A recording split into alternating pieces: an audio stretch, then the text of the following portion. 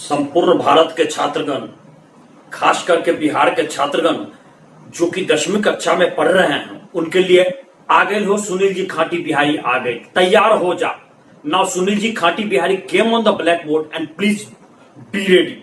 अब पुनः आपको मैं 10वीं कक्षा के विज्ञान विषय से इस बार विद्युत चैप्टर के प्रथम भाग से संबंधित आपको नॉलेज दे रहा हूं, ज्ञान दे रहा हूं। लेकिन इसके पहले मैं आपको यह कह रहा हूं कि भैया मेरा जो पढ़ाने का स्टाइल है, बताने का स्टाइल है, समझाने का स्टाइल है, it is just a funny type of language. मैं आपको हास्य विनोद के शैली में और गंभीर से गंभीर बातों को समझाऊंगा। जिसको हास्य विनोद पसंद नहीं है भैया, ये आप लेक्चर वीडियो मेरा मत सुनो, हमको अनसब्सक्राइब कर दो। और जिसको हास्य विनोद के अंदाज में गंभीर से गंभीर कॉन्सेप्ट और बातों को पढ़ना पसंद हो, जानना पसंद हो, भैया तुम्हारे लिए सुनील जी खाटी बिहारी यूट्यूब चैनल है, इसको सब्सक्राइब करो। एक सब्सक्राइब करा, लाइक करा, अपन दोस्त यार के बतावा, जितना आपको फ्रेंड्स हैं please do tell all your friends. चलिए मैं शुरुआत करता हूं। इसमें विद्युत इलेक्ट्रिसिटी, विद्युत की उपयोगिता क्या है कहने की जरूरत नहीं है। आज हर चीज देखिए, चाहे टीवी हो, फ्रिज हो, कंप्यूटर हो, पंखा हो, एसी हो, हर चीज बिजली का मोहताज है। बिजली कट इसका काम करना समाप्त हो जाता है। कुछ देर के लिए बैटरी से हम उसका उपयोग कर लेते हैं, लेकिन उसमें भी इलेक्ट्रिसिटी ही आती है, बैटरी के भी माध्यम से इलेक्ट्रिसिटी ही आती है, तब ये काम करता है।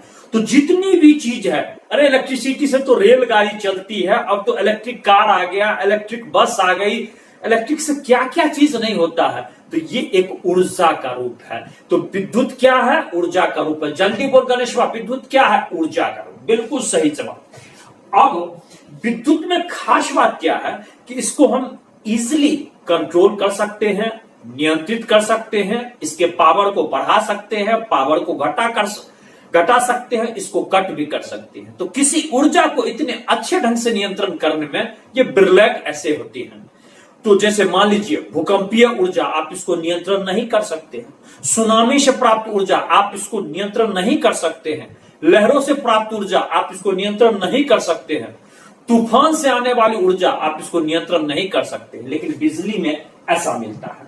अब यहां पर जरा ध्यान दें कि जल धारा, वायु धारा के बारे में आपने पढ़ा होगा, लेकिन यहां पर विद्युत धारा के बारे में जानते हैं। विद्युत धारा चलने के लिए, विद्युत धारा गुजरने के लिए एक विद्युत परिपथ की आवश्यकता होती है। परिपथ कहते हैं कि एक आपका पाथ।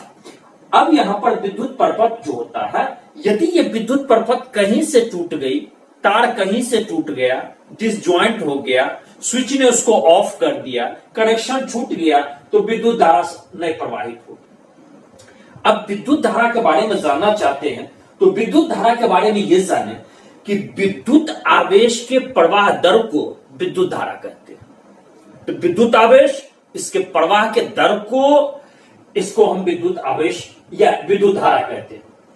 अब यहां पर आइए कि विद्युत धारा आखिर किसके गति से यह प्राप्त होता है। तो इलेक्ट्रॉन चलता है। क्यों चलता है? तो विभवांतर होता है, जिसके बारे में हम आपको आगे बतलाएंगे। तो इलेक्ट्रॉन चलता है, इलेक्ट्रॉन एक जगह से दूसरे जगह फ्लो होते रहता है। तो हम जानते हैं इलेक्ट्रॉन पर ऋण आवेश रहता है, तो जिस दिशा में इलेक्ट्रॉन जाती है, ठीक उसके विपरीत दिशा में इलेक्ट्रिक करंट चलता है।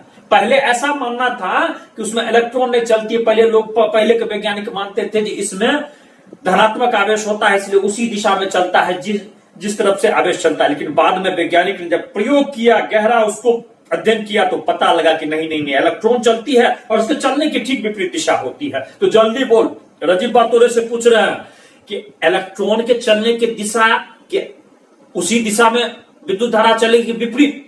नस फाड़ दो, जल्दी बोल। अब ये हम बोले हैं, हाँ, उसके विपरीत चलती है। बिल्कुल सही जवाब। अब यहां देखते हैं कि किसी चालक के किसी अनुप्रस्थ काट के, इसमें हम ये कहते हैं कि जैसे अनुप्रस्थ काट किसको कहते हैं? जैसे आप एगो चकती ले लीजिए, इसके बीच से यदि पास हो तो इसको हम अनुप्रस्थ काट कहते हैं। किसका 90 डिग्री एंगल पर यदि पास हो तो उसको अनुप्रस्थ काट कहते हैं इसको।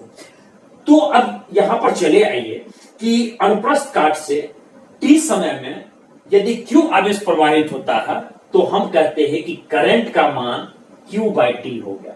आवेश और कितना समय कुल आवेश और कितना समय उसको प्रवाहित होने में लगा, तो कुल आवेश को प्रवाहित होने वाले समय से भाग लगा दीजिए और आपका निकल जाएगा इलेक्ट्रिसिटी। इसको करंट कहते हैं, इलेक्ट्रिक करंट, विद्युत धारा का मान निकल जाएगा। तो विद्युत धारा का मान I बराबर Q/T। आपको न्यूमेरिकल्स में इसकी आवश्यकता पड़ेगी, जम करके इसका इस्तेमाल करना भैया। आगे जाकर के इंजीनियरिंग मेडिकल की तैयारी करोगे तो आपको इसकी जरूरत पड़ेगी। अब देखिए विद्युत आवेश का SI मात्रक जो होता है वो है एम्पियर। तो विद्युत आवेश का SI मात्रक क्या होता है? रदिया तोरा से पूछ रहे हैं, जल्दी बोल। हाँ, एम्पियर।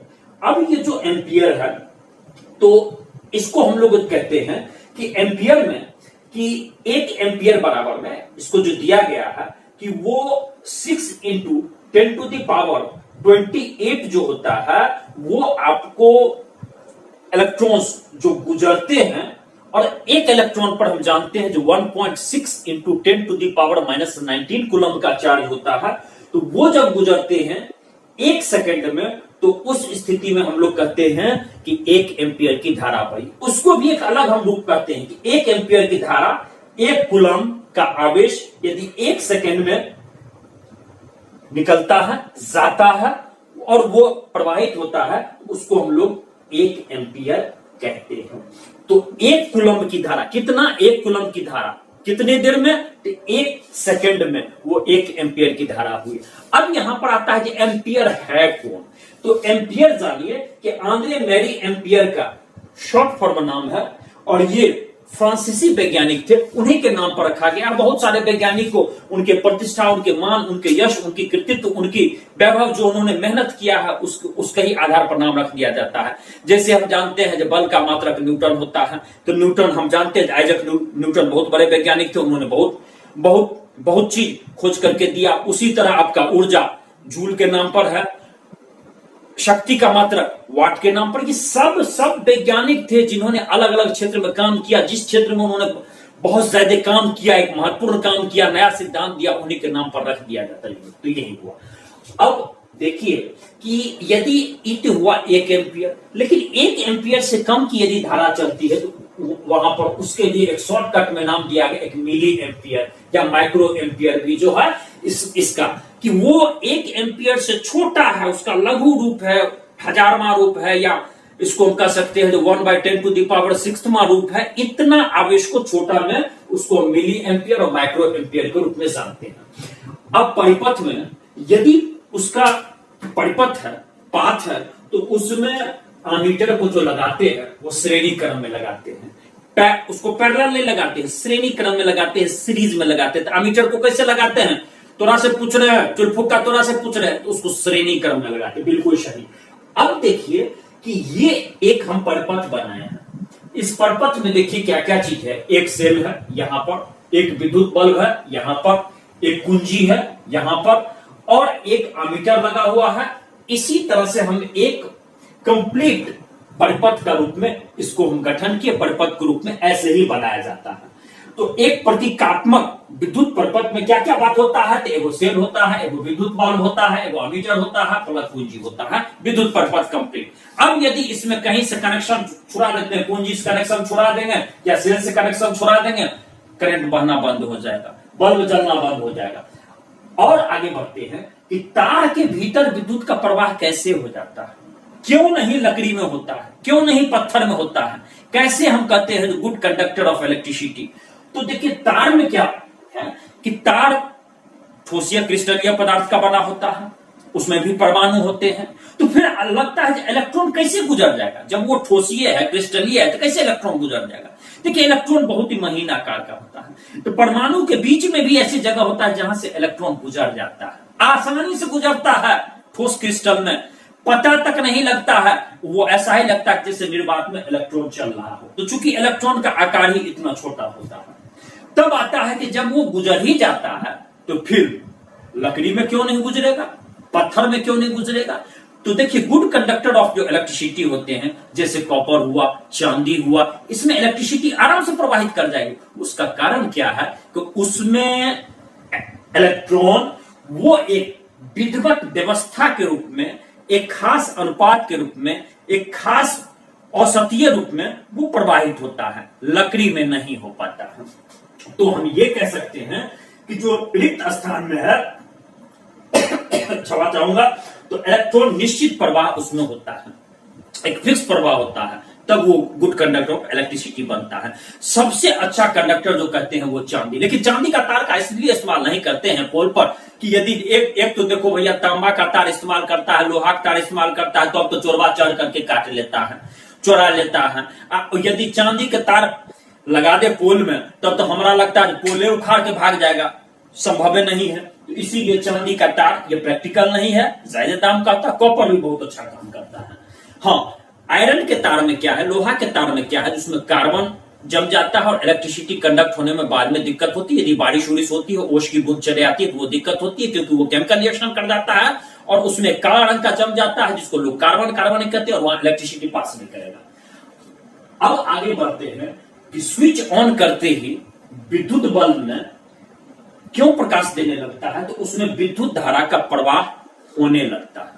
स्विच ऑफ कर देते हैं तो विद्युत धारा का प्रवाह कट जाता है, इसीलिए बल्ब नहीं जलता है। अब आता है जो इलेक्ट्रॉन चलता क्यों है, क्या कारण है, कौन उसका ड्राइविंग फोर्स है, कौन उसको ताकत देता है, कौन उसको बल देता है। आप देखिए, यदि पानी हो, आप एक पाइप में डाल दीजिए तो ऊपर से नीचे आती है। यदि पानी को ऊपर से नीचे गिराइएगा तो वो चला बहेगा, लेकिन नीचे से ऊपर तभी जाएगा जब उसको प्रेशर दीजिएगा, तभी, नहीं तो नहीं जाएगा।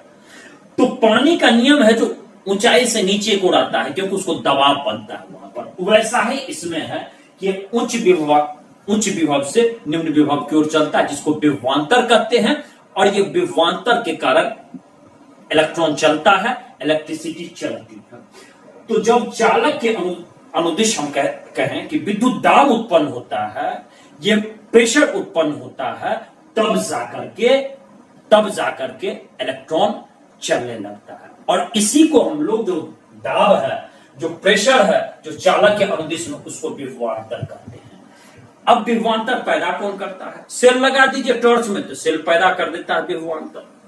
और उसमें अब सेल कैसे पैदा करता है, तो वो जो बैटरी होता है उसके भीतर में रासायनिक परिवर्तन होता है, रासायनिक क्रिया काम करती है, वो उसका ड्राइविंग फोर्स होता है, वो उस पर शक्ति लगाता है। विभवांतर ये इलेक्ट्रॉन को पुश करती है, धक्का देती है, जोर देती है, ठेलती है कि चल इलेक्ट्रिसिटी चल, विद्युत धारा चल, ये चलते रहता है। तो इसको हम एक और रूप से परिभाषित करते हैं कि विभवांतर उस कार्य के रूप में जाना जाता है जो एकांक आवेश एक बिंदु से दूसरे बिंदु तक ले जाने में जितना कार्य होता है, उसको ही विभवांतर कहते हैं। तो इसमें देखिए कि विभवांतर को हम लोग V से प्रकट करते हैं, उसको वोल्टेज भी आप कहते हैं। तो उसमें V से प्रकट करते हैं, और ये कार्य की मात्रा W, और इसको Q से भाग दीजिएगा, तो यही इसका सूत्र हुआ, V बराबर में W/Q। V हो गया दो बिंदुओं के बीच विभवांतर, W हो गया किया गया कार्य, और Q हो गया आवेश। और इसका SI मात्रक, विभव का SI मात्रक है वोल्ट। क्या है, वोल्ट। ये भी एक वैज्ञानिक के नाम पर है, ये इटली के वैज्ञानिक थे जिनका नाम अलेक्सांद्रो वोल्टा है, उन्हीं के नाम पर यह किया गया था। मैं सुनील जी खाटी बिहारी पहला भाग यहीं समाप्त करता हूं, और मैं कल ही इसका दूसरा भाग प्रस्तुत करूंगा। और लाजवाब ढंग से आप इसको एक बार सुने, दो बार सुने, आई तोहार की पसंद आयल है, लाइक कर दे। जय बिहार, जय भारत।